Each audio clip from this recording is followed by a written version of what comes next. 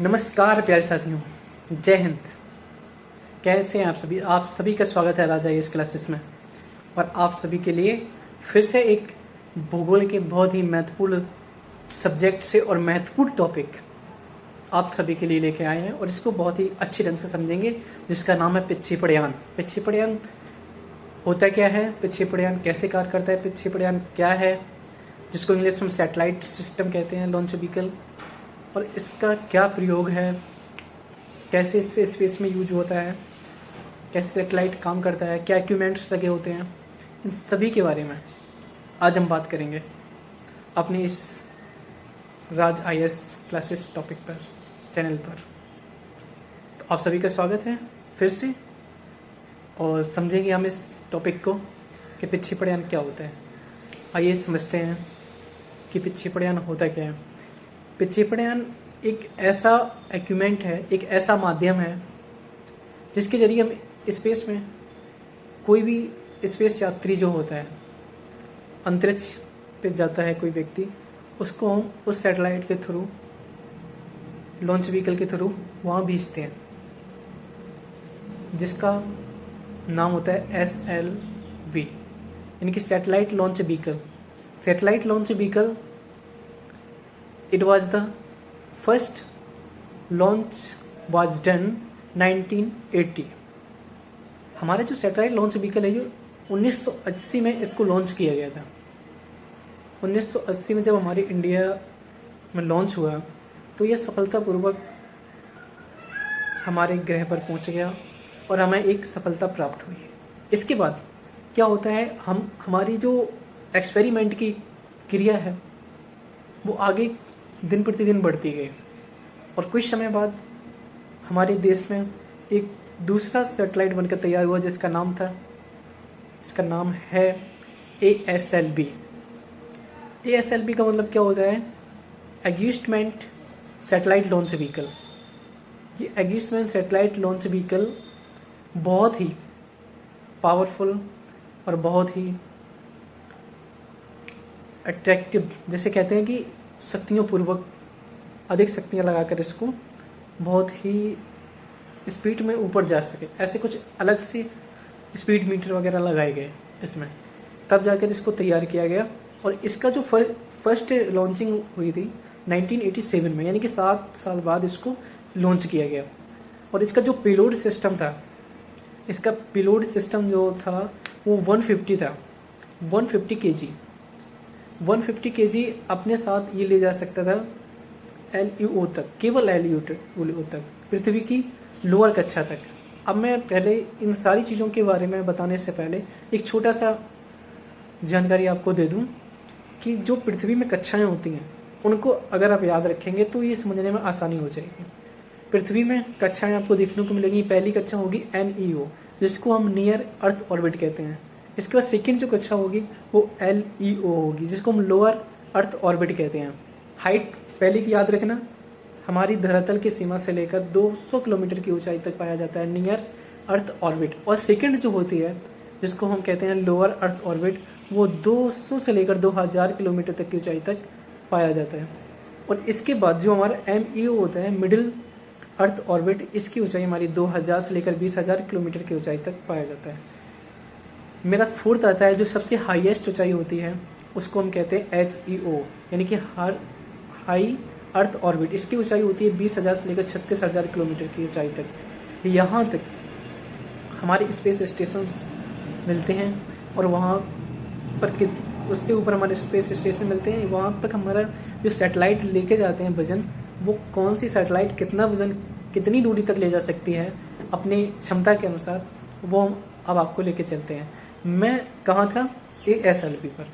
तो मैं आपको बता दूं ASLV के बारे में। ASLV जो है वो अपने साथ 1 से 50 kg का वजन ले जा सकती है LEO तक, यानी कि 600 किलोमीटर तक की ऊंचाई पे ये अपने साथ इतना वजन कैरी कर सकती है।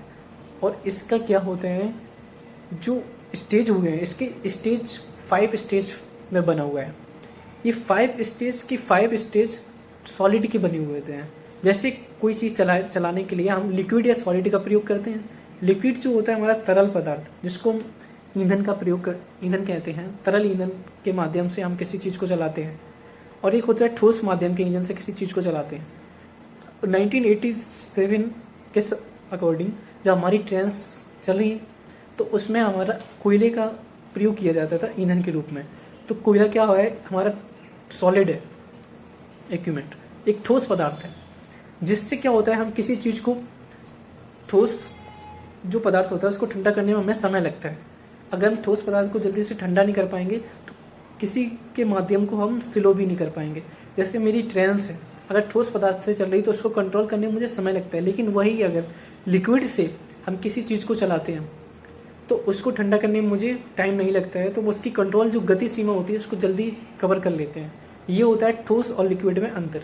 तो इसीलिए जो हमारी पहली 2 सैटेलाइट बनाएंगे, एक SLV जो थी सैटेलाइट लॉन्च व्हीकल जो 1980 में बनी थी, नेक्स्ट जो बनी है हमारी 1987 में, जो अपने साथ 150 किलो वजन LEO तक ले जा रही है, और वो सारी की सारी जो स्टेज में 5 स्टेज में सॉलिड का प्रयोग किया गया था।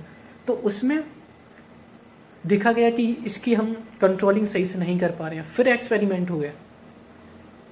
इसके बाद जब ये एक्सपेरिमेंट चालू रहा तो कुछ समय बीता, फिर हमारा एक्सपेरिमेंट होकर एक नया सैटेलाइट लॉन्च किया गया, जो कि जिसका नाम था PSLV, polar satellite launch vehicle system, जिसको हम कहते हैं। ये एक बहुत ही महत्वपूर्ण सैटेलाइट बन के तैयार हुई, polar satellite launch vehicle system. ये एक ऐसा सैटेलाइट था जिसका अधिक उपयोग इसरो ने किया, जिसको हम कहते हैं इंडियन स्पेस रिसर्च ऑर्गेनाइजेशन। ये हमारा एक स्टेशन है जहाँ पे सारी सैटेलाइट्स भेजी जाती हैं अंतरिक्ष की ओर। स्पेस स्टेशन जिसको बोलते हैं, वो ऊपर है स्पेस स्टेशन, सॉरी नीचे स्थल का स्टेशन जो है। ये इसने सबसे अधिक पोलर सैटेलाइट लॉन्च व्हीकल का उपयोग किया। ये सफल रहा हमेशा, जो जिस भी व्हीकल को लॉन्च किया गया वो सफलतापूर्वक हमारा सफल हुआ। इसके बाद क्या है, इसमें जो इक्विपमेंट्स लगे हुए थे, इसका पहले 4 स्टेज में बनाया गया। 4 स्टेज में इसलिए बनाया गया कि इसमें अलग से भी इंजन कुछ लगाए गए। इसमें दोनों फॉर्म का यूज किया है। पहला हमारा लिक्विड डाला गया, सॉलिड डाला गया, फिर लिक्विड फिर सॉलिड का प्रयोग किया गया। जिसका पेलोड क्षमता थी, उसकी पेलोड क्षमता उससे भी अधिक बढ़ के सामने आई। मेरी जो हमारी पेलोड क्षमता है वो उससे भी बढ़ के हमारे को सामने आई। और इसमें जो पोलर जो सिस्टम मेरे को दिखाई दिया वो 1987 में, ये 1994 में जो हमारा polar satellite launch vehicle system 1994 में लॉन्च किया गया। और इसकी जो क्षमता थी अपने साथ इक्विपमेंट यानी कि अपने साथ पेलोड सिस्टम ले जाने की, वो इसके साथ 1750 kg का वजन, आप समझ सकते हैं 1750 kg वजन अपने साथ ले जाकर एक LEO की कक्षा, जो आप समझते हैं LEO का मतलब समझते हैं। मैंने आपको आगे बताया था कि LEO एक पृथ्वी की कक्षा है जिसको हम लोअर अर्थ ऑर्बिट कहते हैं। अपने साथ 1750 kg का वजन पृथ्वी के लोअर यानी कि जिसको हम कहते हैं मध्य कक्षा से जो नीचे होती है वहाँ तक ले जा सकता है। इसके बाद नेक्स्ट अगर इसमें किया जाए कि 1425 kg वजन, 1750 kg से कम करके 1425 kg का वजन किया जाए तो इसकी इतनी क्षमता थी कि HEO तक यानी कि 36,000 किलोमीटर की ऊंचाई तक अपने साथ 1425 किलो वजन ले जा सकता है। इतने पावरफुल इसमें इंजन लगाए गए, इक्विपमेंट्स अलग अलग प्रकार के पदार्थों का उपयोग किया गया। इसमें इतनी गति सीमा कर दी गई कि ये अपने साथ हाई ऑर्बिट तक ले जा सकता था। और इसमें फर्स्ट लॉन्चिंग इसकी मैंने बता दिया आपको 1994 में की गई।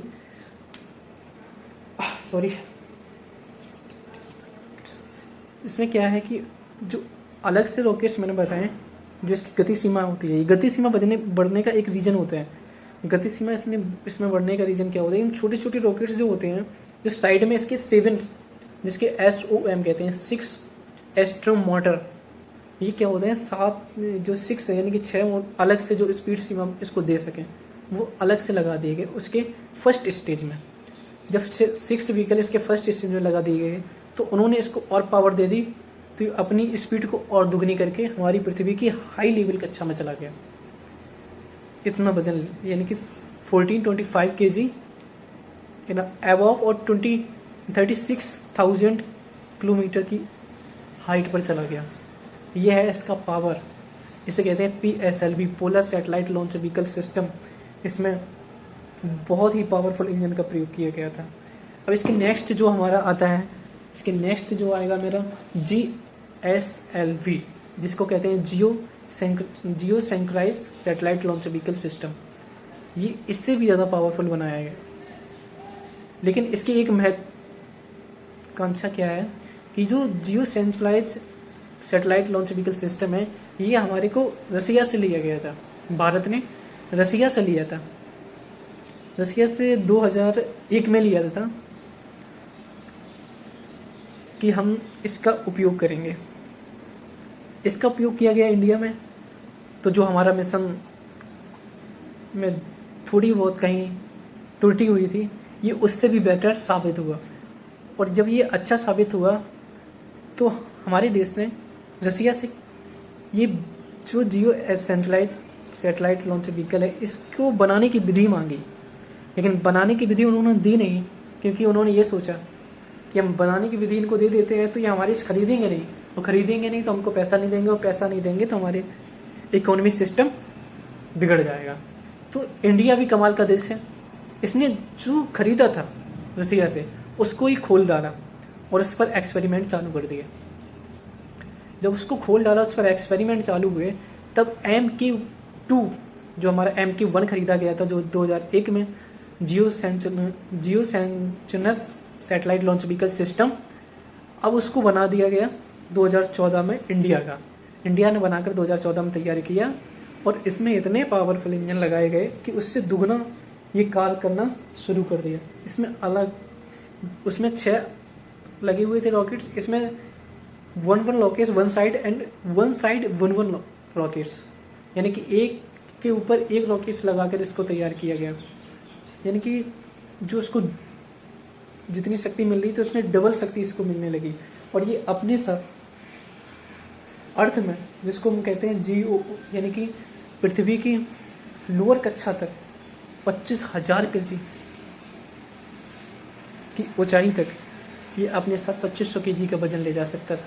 इतना पावरफुल बन गया। इसकी लॉन्चिंग द फर्स्ट